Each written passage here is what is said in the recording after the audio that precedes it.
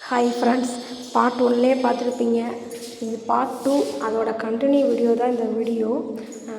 இந்த கோவில் சொல்லியிருப்பேன், எங்கே இருக்குன்னு கூட சொல்லியிருந்திருப்பேன்.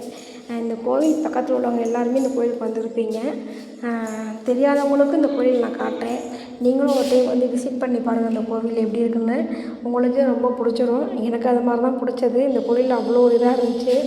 எல்லா கோயில்லையுமே வந்து சாமி வந்து நடுவில் இருக்கும், அதை சுற்றிலும் சுவர் எழுப்பியிருப்பாங்க. ஆனால் இந்த கோயிலில் அப்படி இல்லை. இந்த கோயிலில் சுவர் எதுன்னு கேட்டால் அந்த வேல் மட்டும்தான். அந்த வேல் எப்படி வந்துச்சு அப்படின்னா, வேண்டுதல் வச்சவங்க இருப்பாங்க இல்லையா, அவங்க வந்து வேண்டுதலை நிறைவேற்றுவாங்க. வேல் செலுத்தி அதன் மூலமாக தான் அந்த வேலில் வர ஆரம்பித்தது கோயிலுக்கு. அந்த வேல் தான் இந்த கோவிலுக்கே சுவர்னு கூட சொல்லலாம். சுற்றியும் வேலாக இருக்கும். நான் அடுத்த பார்ட் 3ல் அந்த வேல்லாம் காட்டுறேன் பாருங்கள். அந்த வீடியோவை உங்களுக்கே தெரியும். ஆனால் இங்கே என்ன சாமி இருக்குது அப்படின்னா, முனியப்பன் சாமி தான் இருக்குது.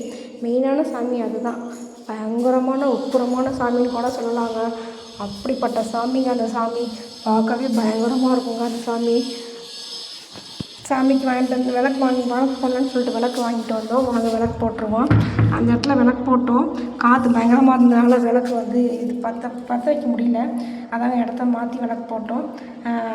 இந்த விளக்கு போட்டதுனால முனியப்பா எல்லோரும் நல்லாயிருக்கும், நம்மளும் நல்லாயிருக்குன்னு நினச்சி தான் விளக்கு போட்டிருக்கேன். எல்லோரும் நல்லாயிருக்கும், நம்மளும் நல்லாயிருக்கும்னு. சரிங்களா? நானும் வந்ததில்லை, இதான் ஃபஸ்ட் டைம். சரி பார்ப்போமே அப்படின்னு தான் வந்திருக்கேன். நல்லது நடக்கணும்னு நினச்சி வந்திருக்கேன். முனியப்பா நல்லது நடத்தி காட்டுவார். அடுத்து சாமி கொண்டு வந்த எலுமிச்சம்பழம் எல்லாமே கொடுத்தாச்சு. சாமியை திருநீர் பூசிட்டு அவர் கொடுப்பார் லெமன்னு. ஒன்று வண்டி கவரில் வச்சு விடலாம், இன்னொன்று வீட்டுக்கு முன்னாடி கட்டி விடலாம், இல்லைன்னா காலைல வெறும் வயிற்றில் லெமனை புழிஞ்சு குடிக்கலாம். பார்ட் 3ல் காட்டுறேன். டாட்டா பாய்.